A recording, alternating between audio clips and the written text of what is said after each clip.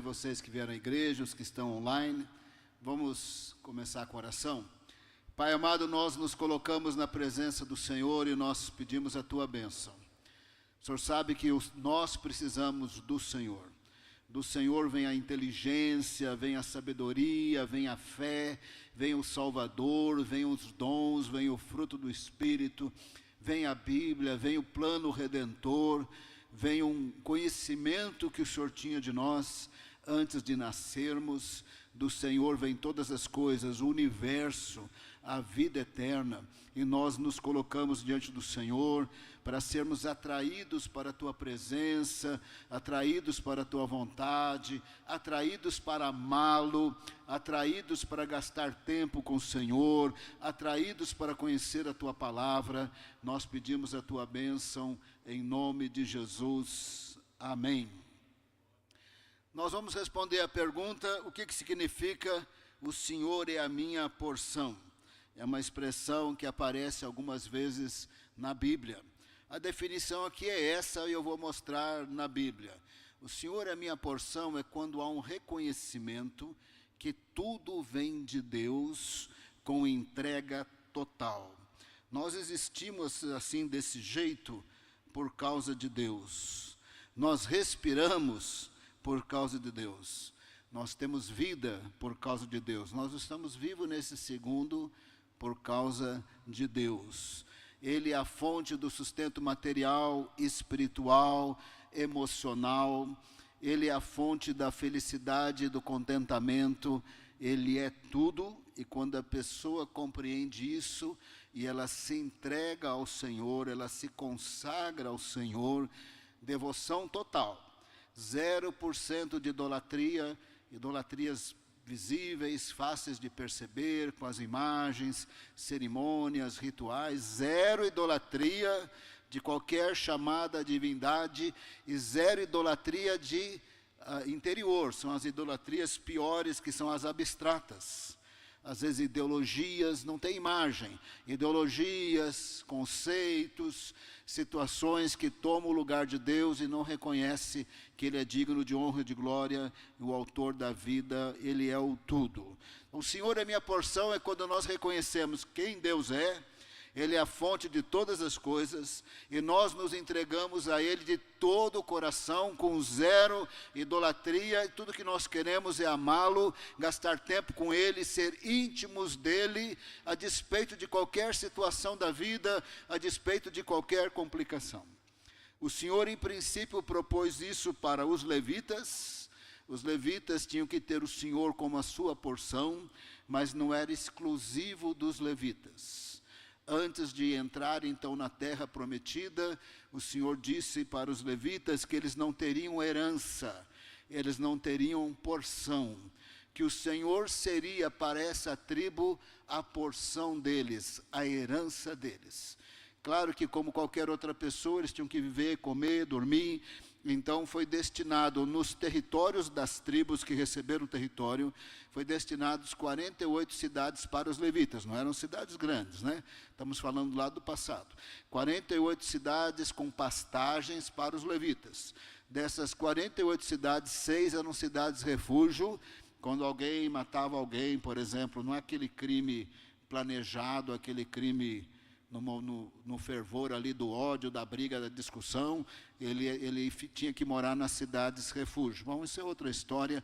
Então os levitas não receberam nenhum território como herança, receberam onde morar, mas nenhum território, porque Deus esperava deles entrega total a Deus, que o Senhor fosse para eles a porção. Nós tivemos levitas fiéis e levitas não fiéis. Para citar dois para começar e citar outros que não eram levitas, mas também tiveram o Senhor como uma porção deles. Para citar o primeiro deles, eu quero citar Jeremias. Jeremias era levita de família sacerdotal. O pai dele morava em Anatote, perto de Jerusalém. Ali havia levantado um altar ao Senhor e ali ele fazia o ofício de sacerdote, porque Israel tinha sua problema de locomoção também, né, era o tempo antigo, não era todo mundo que conseguia ir até o templo, no passado até o tabernáculo, então os sacerdotes também estavam espalhados e tinham seus altares de sacrifícios em algumas regiões por qualquer motivo. Evidentemente que o pai de Jeremias teve muito motivo.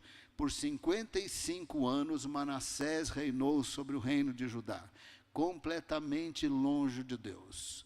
Teve várias esposas, várias concubinas, ele participou dos rituais, podemos dizer até satânicos, de feitiçaria, de encantamento, de invocação de chamadas entidades com sacrifícios de animais, sacrifício dos próprios filhos. A Bíblia diz que ele foi o pior de todos. Durante 55 anos, o pior de todos na história dos reis de Judá. Mas fique sabendo o seguinte, no final ele recebeu o Senhor, ele se converteu, ele é o nosso irmão, ele está lá no céu. Mas até converter, irmão, ele matou muita gente. Ele era um rei muito mau, matou muitas pessoas, matou os filhos, teve 55 anos de Manassés. 2 anos de Amon. Aí surgiu o rei Josias, filho de Amon. O templo estava completamente fora de uso, nada estava acontecendo, eles estavam muito longe de Deus. Aí encontraram a lei do Senhor, e aí Josias, sendo instruído pela lei do Senhor, reformou o templo, voltou a fazer as festas judaicas, aí começou a fazer um retorno para Deus. A gente pensaria assim, puxa, não está tão ruim agora, né? Porque Josias entrou na história, mas estava ruim. Estava ruim porque, apesar do esforço do rei Josias, o povo estava na cultura do rei Manassés. Mais ou menos que nem o Brasil agora, né? Sem condenar a liberdade das pessoas, mas estão em pleno carnaval, tantas pessoas pulando, bebendo, se embriagando, talvez usando drogas, tantas coisas. Eles podem fazer, têm liberdade, eles podem fazer isso, respeitamos a liberdade deles, mas por mais que tenha evangélicos no Brasil e igreja, tem uma multidão que quer o carnaval, e eles podem querer o carnaval. Então, por mais que Josias estava voltando-se para Deus, a população em geral estava muito longe de Deus. Foi nesse período que Deus chama Jeremias, filho do sacerdote Hilquias, que exercia o seu sacerdócio em Anatote. Ele exercia em Anatote até porque por muito tempo o templo estava completamente fora de uso. Nesse contexto, aí tem alguns anos de Josias que ele está reformando o templo, mas tem um bom tempo aí que está totalmente fora, e o pai de Jeremias está lá exercendo o seu sacerdote. Jeremias, assim como qualquer outro levita, ele recebeu a chamada para que o Senhor fosse a porção dele. Não é exclusivo dos levitas, pode ser para outros, mas especialmente para os levitas, o Senhor queria que fosse assim, que ele fosse a porção. E Jeremias era um homem temente a Deus. O Senhor fala com ele quando ele é jovem, nós imaginamos em torno dos 20 anos, talvez 22, 25, o Senhor fala com ele que seria o profeta que ele se tornou. Ele não queria ser profeta mais de jeito nenhum, mas o Senhor não deu escapatória, e ele se tornou o profeta que ele se tornou. Durante 18 anos ele profetizou no reinado do rei Josias. Em algum momento, nesses 18 anos, o rei estava se esforçando. Mas a palavra de Jeremias é: a Babilônia virá, vai destruir Jerusalém, vai destruir o templo, o reino de Judá vai ser escravo na Babilônia por 70 anos, porque vocês estão muito longe de Deus, por causa principalmente dos 55 anos de Manassés, que havia se tornado cultura no reino de Judá. Vocês estão muito longe, não dá mais, vocês quebraram os mandamentos do Senhor, da aliança que vocês têm. Entre os mandamentos que o Senhor considerou muito grave, eles não observaram o descanso da terra. A cada 6 anos eles produziam, no 7º ano não produzia nada, deixava o mato tomar conta. Andando com Deus e temendo Deus, os 6 anos iam produzir tanto que eles iam ter estoques, mas no 7º ano era para descansar a terra. Evidentemente que no 7º ano eles iam ter que arar a terra, o mato tinha crescido, aquele mato ia se tornar um adubo, orgânico, eles seriam muito saudáveis e a terra seria muito produtiva. Mas eles desobedeceram tudo que podia desobedecer, inclusive o descanso da terra. Aí o Senhor falou: sendo assim, vocês vão escravos para a Babilônia, porque era um jeito de Deus tirá-los de Canaã e pararem de praticar aqueles atos culturais de Canaã. Então o Senhor disse que eles iriam para a Babilônia, era um juízo, mas também era uma libertação da cultura de Manassés, porque Deus sabe o que ele faz. Estava lá Jeremias pregando que a Babilônia ia vir. Então o rei Josias morreu, depois de 18 anos Jeremias pregando, e parecia que não ia dar certo essas profecias, mas ele realmente era profeta do Senhor. Aí o rei Joaquim assumiu. No 3º ano do rei Joaquim, a Babilônia veio, subjugou o reino de Judá, não matou ninguém, levou os filhos dos ricos e dos nobres para a Babilônia, levou os objetos de ouro e de prata do templo para a Babilônia. Rei Joaquim não demorou muito, não pagou os impostos. 8 anos se passaram, mais 3 meses do filho dele, Joaquim. O Jeoaquim era o pai, 8 anos reinou, mais 3 meses de Joaquim. A Babilônia voltou, subjugou de novo, agora leva parte da população embora, e de novo os objetos do templo de ouro e de prata do templo. A Babilônia põe o 2º filho de Josias no reinado, Zedequias, muito pior que Joaquim, quase igual Manassés, não ouvia o Senhor, não ouvia Jeremias, ouvia os falsos profetas que diziam: vai dar tudo certo, a glória de Deus está no templo. Mais ou menos como muitas igrejas e pregações hoje: vai dar tudo certo, vai dar tudo certo. Mas eles não estão andando com o Senhor, eles não estão pregando as Escrituras, eles não estão ensinando o que é ser discípulo de Jesus. Eles estão deixando a Bíblia em 2º lugar, tudo está em 2º lugar, o Senhor não é a porção de ninguém, e vai dar tudo certo. Aí os discípulos diziam, os falsos profetas diziam: vai dar tudo certo. E Jeremias falava: vai dar tudo errado, no sentido que a Babilônia virá e destruirá a cidade, destruirá o templo. Isso tudo era até misericórdia de Deus para tirá-los da cultura de Manassés. Então assumiu Zedequias muito pior, perseguiu Jeremias, jogou Jeremias na cisterna. Jeremias ia até a presença do rei, lia a palavra recebida. Zedequias mandava rasgar tudo. Jeremias sentava lá com o secretário Baruque, escrevia de novo a palavra do Senhor. E assim foi, até que a Babilônia chegou na 3ª invasão, e agora chegou com muita raiva. E o jeito de chegar, o jeito deles destruírem naqueles dias, era cercar uma cidade, deixar o povo passar fome. Os homens passavam fome. Nas lamentações de Jeremias, as mães comeram os seus filhos mortos, que morreram de fome. Então cercaram, aí o pessoal foi enfraquecendo. Num determinado momento a Babilônia entra para matar, entra para destruir Jerusalém, entra para destruir o templo. E eles não precisavam ter passado por isso, porque Jeremias disse: se entreguem, vocês serão muito abençoados na Babilônia. Vocês vão ter casas, vão ter terreno, vão ter filhos, mas vocês têm que sair daqui. Vocês têm que sair da cultura de Manassés.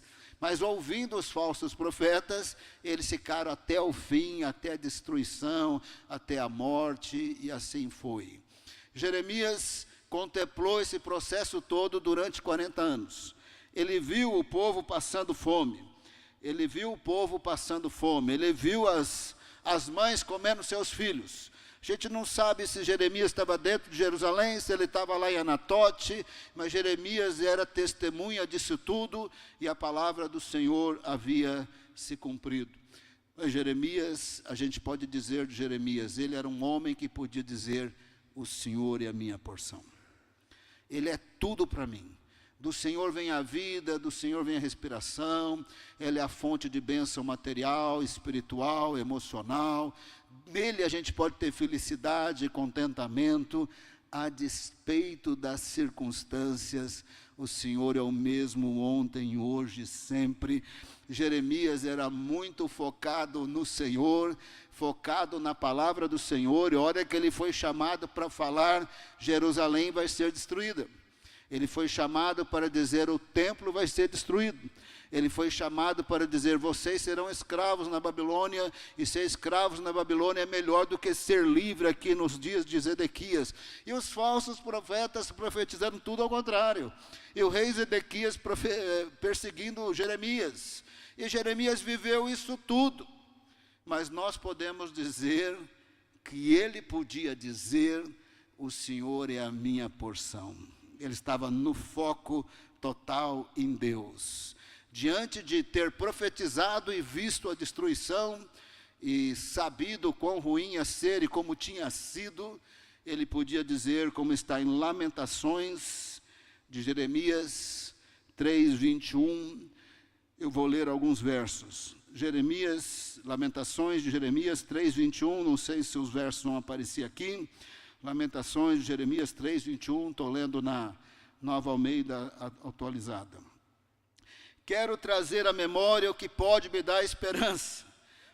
Jerusalém estava destruída, o templo estava destruído, Daniel estava na Babilônia há 20 anos. Então foram levados 8 anos e 3 meses, uma parte da população.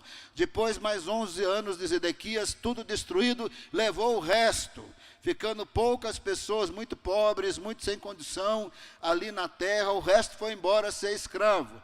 E ele dizia: eu quero trazer a memória que pode me trazer esperança.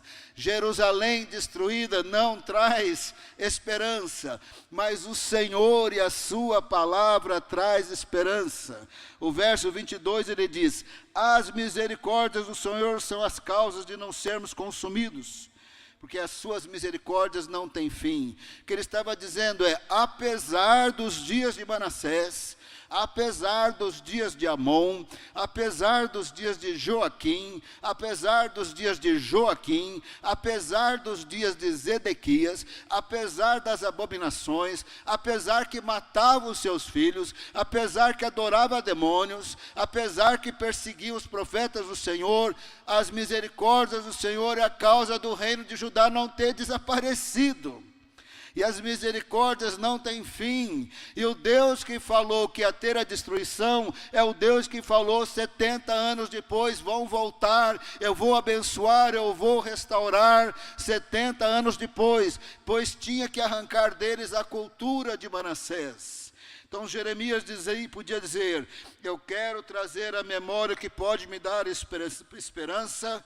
Verso 22, Lamentações de Jeremias 3:22, as misericórdias do Senhor são a causa de não sermos consumidos, porque as suas misericórdias não têm fim, renovam-se a cada manhã, grande é a tua fidelidade. O verso 24, a minha porção é o Senhor, diz a minha alma, portanto esperarei nele. 25, o Senhor é bom para os que esperam nele, para aqueles que o buscam.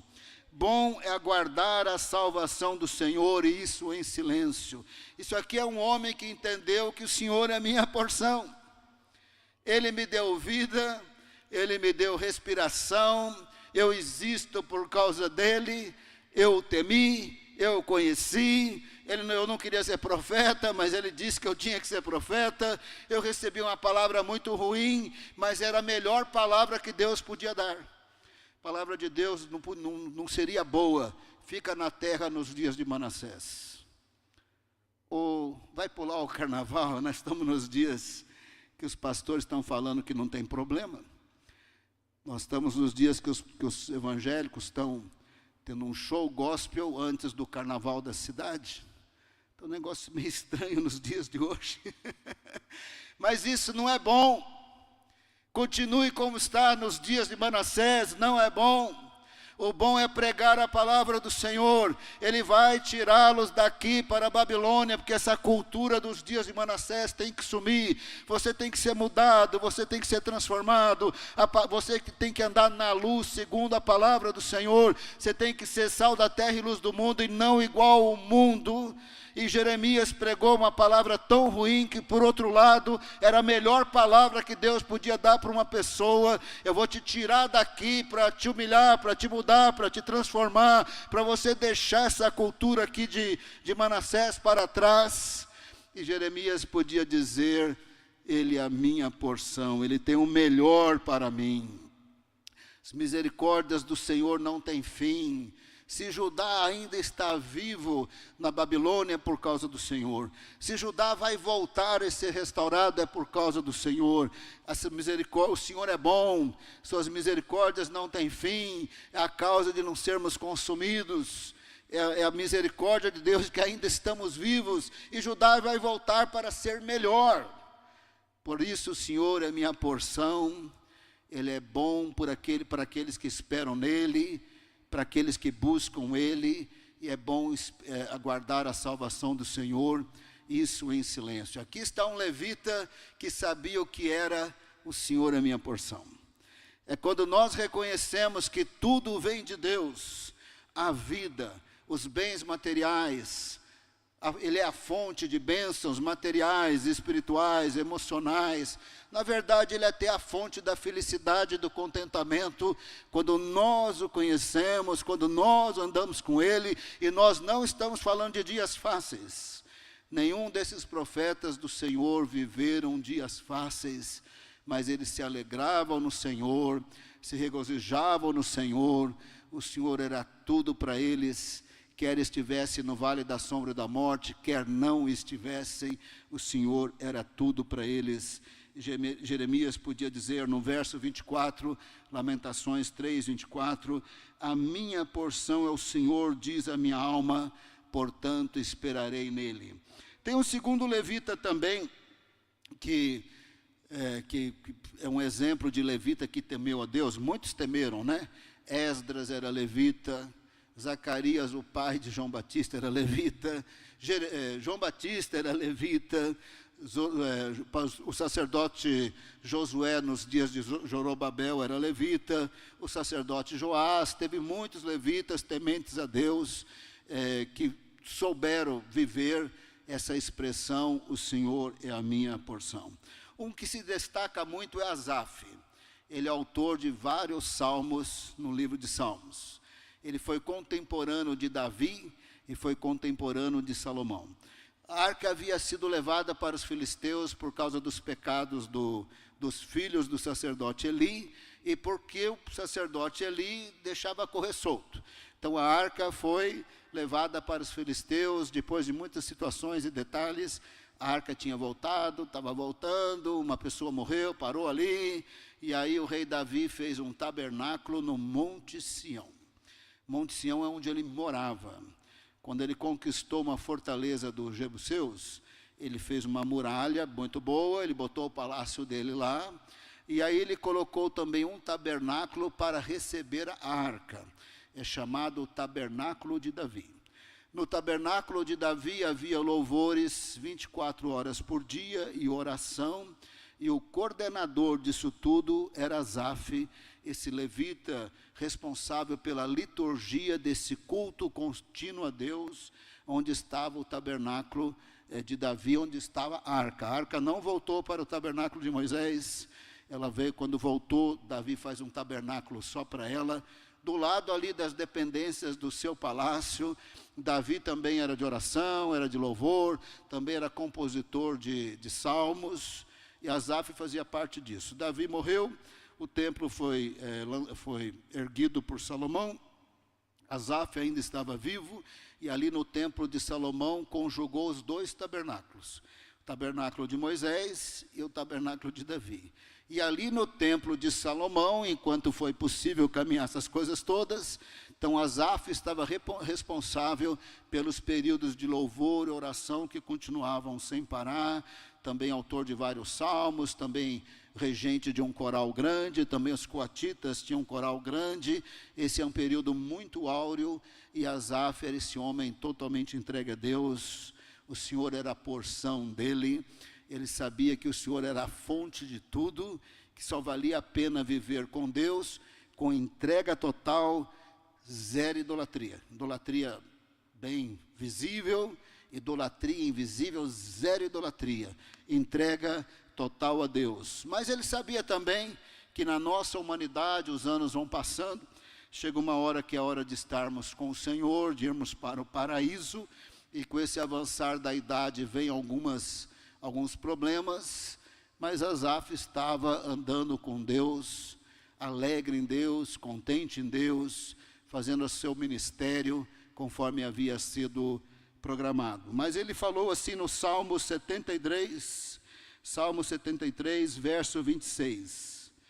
Ainda que a minha carne é o corpo, ainda que a minha carne é o meu corpo, o meu coração aqui é mais a parte invisível da nossa existência, a nossa alma, as nossas emoções, ainda que o meu corpo ou a minha disposição interior, o meu estado emocional interior desfaleçam, Deus é a fortaleza do meu coração e a minha herança para sempre.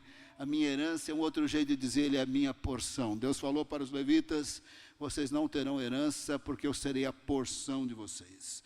Então ele disse, ainda que a minha carne e o meu coração desfaleçam, por mais que fisicamente eu esteja sem força e emocionalmente caído, sem aquele ânimo total, desanimado, entristecido, talvez até um pouco deprimido por qualquer situação bem chata da vida, na família, nos negócios, Deus é a fortaleza do meu coração, do meu estado emocional e a minha porção, a minha herança para sempre. O que ele estava dizendo é, a despeito de circunstâncias, parecido com Jeremias, quer eu viva nos dias de Joaquim, quer eu viva nos dias de Joaquim, quer eu viva nos dias de Zedequias, quer eu veja a Babilônia destruindo Jerusalém, quer eu tenha sabido que as mães comeram os filhos, o Senhor é a minha porção, tudo vem dele. A vida vem dele, a existência vem dele, até os períodos de dificuldade, nesse caso era para ajudar,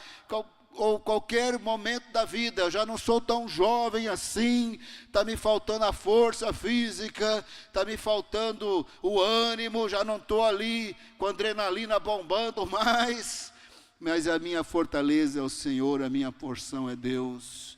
Onde quer que a pessoa estiver cheia de Deus, a despeito de força física ou estado emocional, ele pode estar repleto da presença de Deus, da graça de Deus, da paz de Deus. Quantos idosos na Bíblia são cheios de Deus, usados por Deus?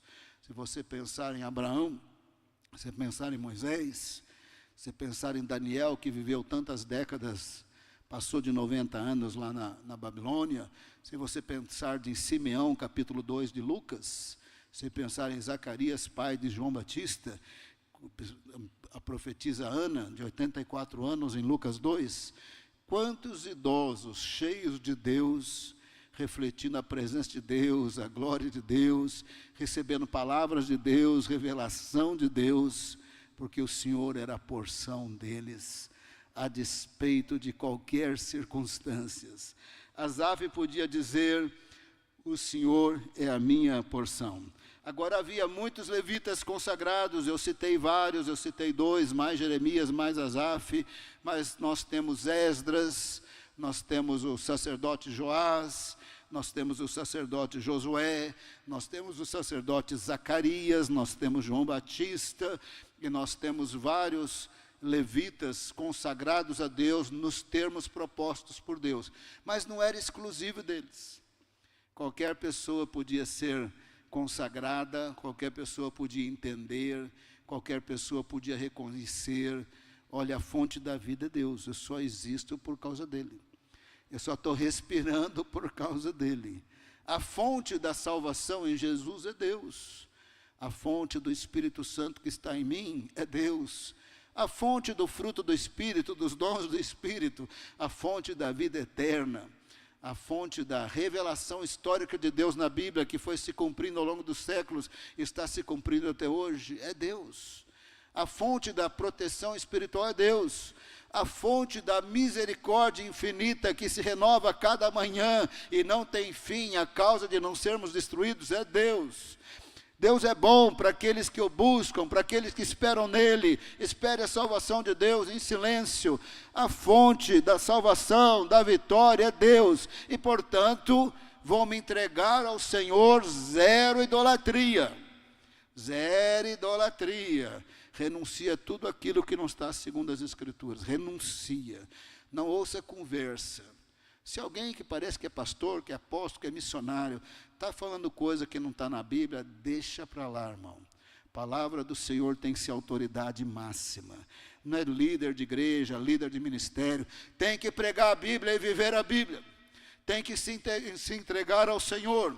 Jesus disse: se permanecerem nas minhas palavras, verdadeiramente são meus discípulos. Discípulo que não permanece, discípulo que está ameaçando perseguir o outro, matar o outro, destruir o outro, ei, não é discípulo.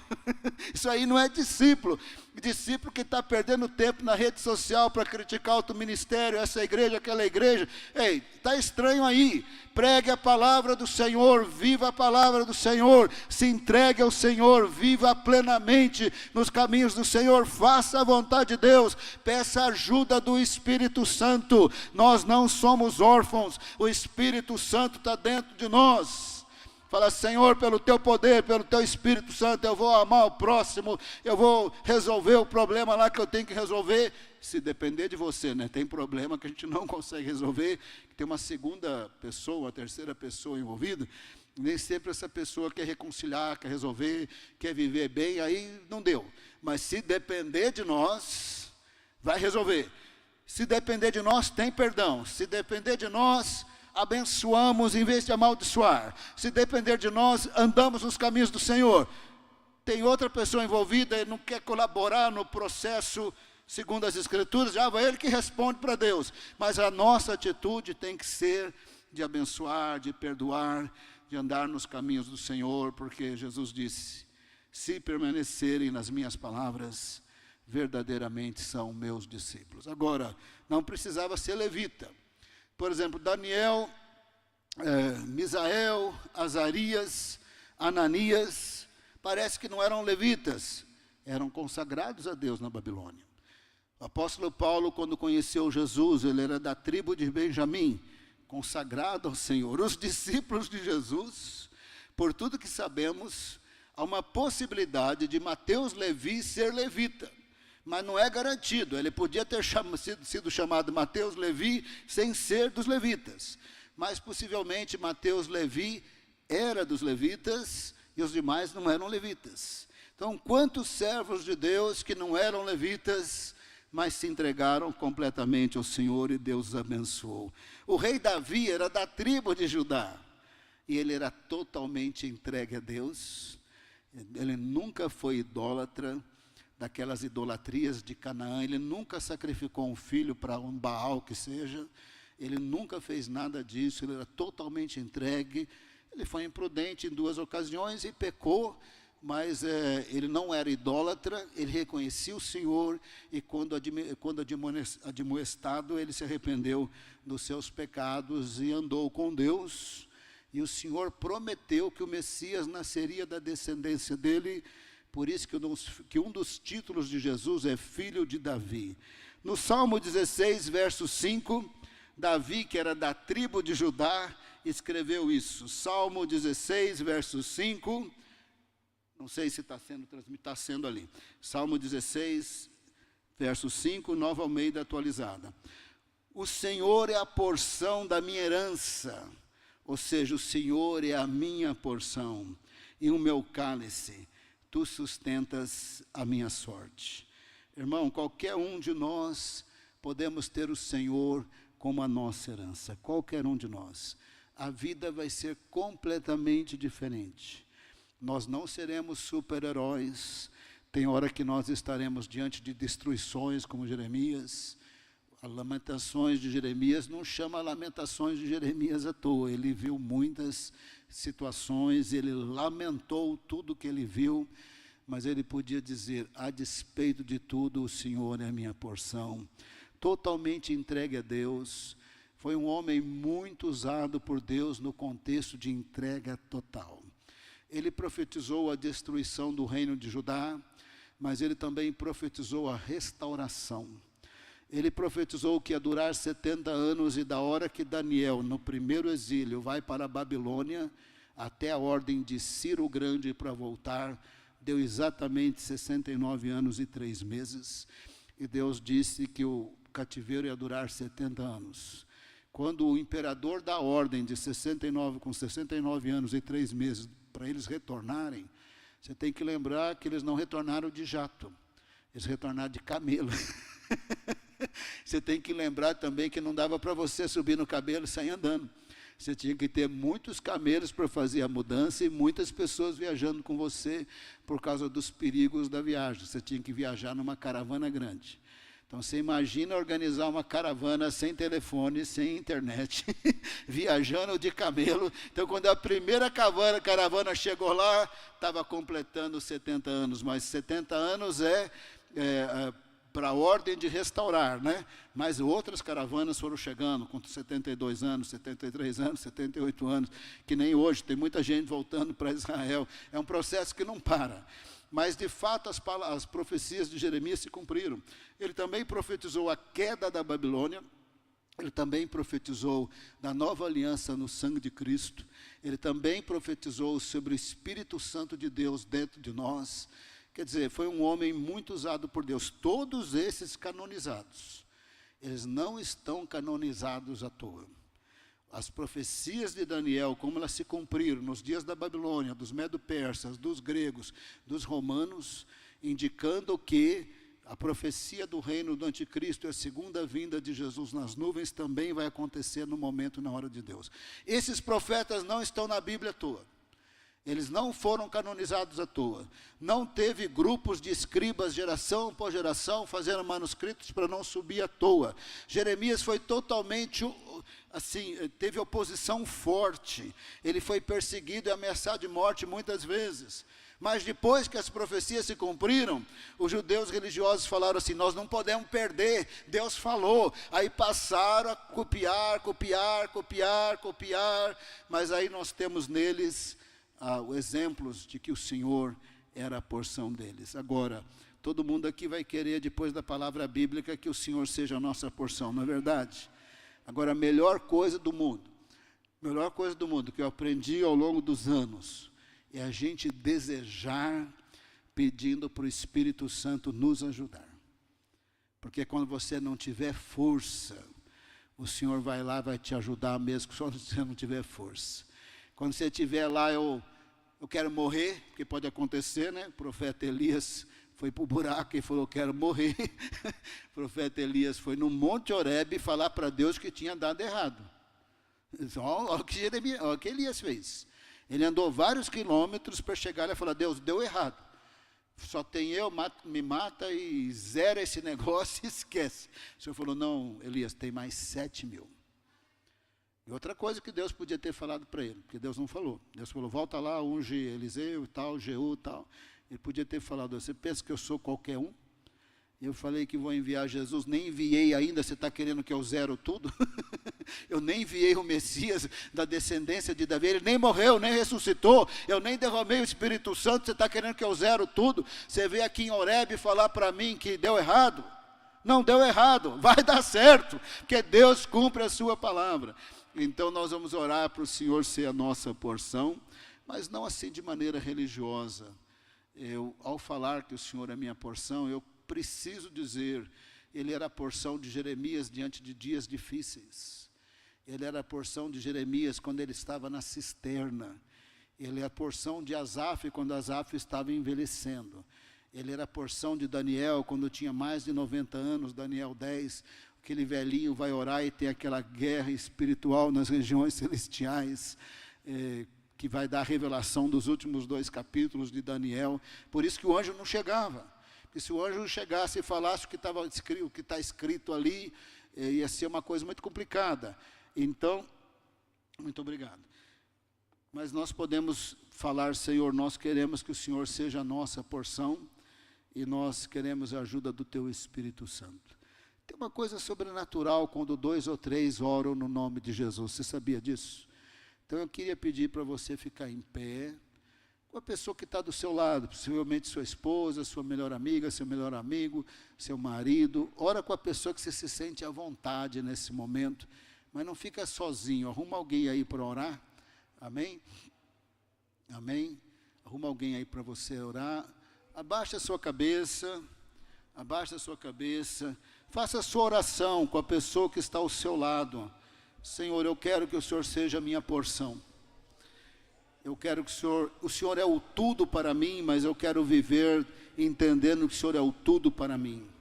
O autor da vida, o autor da salvação, o autor da minha existência, o autor do meu corpo, o autor da minha respiração, o autor dos meus anos que eu viverei aqui na terra, o autor do fato de eu ter o Espírito Santo, dos dons espirituais, do fruto do Espírito, o autor das Escrituras bíblicas, o autor do plano eterno de redenção em Cristo Jesus. Eu quero que o Senhor seja tudo para mim, zero idolatria. Idolatria óbvia, horrorosa, e principalmente a idolatria abstrata, invisível no coração. Zero idolatria. Enquanto você vai orando, pedindo para o Senhor ser a sua porção, a presença de Deus vai te envolvendo, e a paz do Senhor, e a paz do Espírito Santo, o Senhor vai levantar o peso do seu ombro. O Senhor vai levantar o peso do teu ombro. O Senhor quer que você entre na paz dEle, na presença dEle, na graça dEle, na misericórdia dEle. Conforme você vai orando, o fardo é de Jesus. O fardo não é mais seu. Conforme você vai orando, o peso não é mais seu. O peso agora é de Jesus. A situação não mudou nada, mas não pesa mais. Porque agora está nas mãos do Senhor.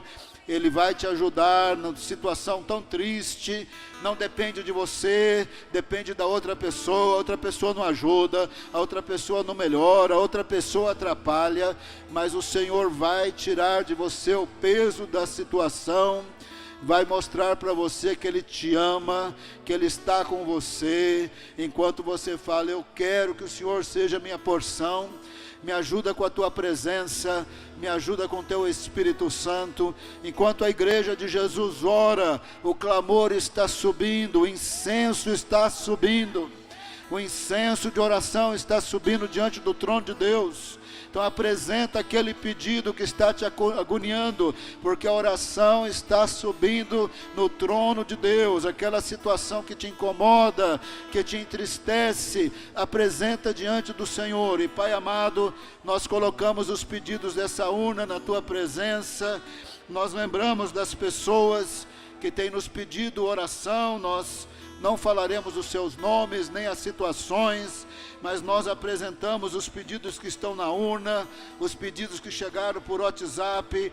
Nós colocamos na tua presença e clamamos a misericórdia do Senhor para estas pessoas. Misericórdia, Pai, toca ali no hospital, aquele irmão que está no hospital, Senhor amado, toca ali naquela clínica, aquela pessoa que está agoniando tantas décadas, Senhor, toca ali, abençoa. Glorifica o teu nome, Pai. Apresentamos os enfermos agora, as enfermidades que estão no corpo dessas pessoas, e repreendemos no poder e na autoridade do nome de Jesus. Glorifica o teu nome nessa manhã. Despede o teu povo em paz. Guarda o teu povo do mal. Guarda o teu povo dos motoristas embriagados, perdidos por aí, perturbados por aí. Coloca os teus anjos ao redor dos carros dos teus servos que vão viajar, que vão voltar para suas casas. Abençoa o lar de cada um. Às vezes sai do culto abençoado, chega lá em casa, tem uma discussão. Guarda os lares, Senhor, em nome de Jesus. Guarda os lares, guarda o ambiente familiar, o ambiente da hora do almoço, da hora do jantar.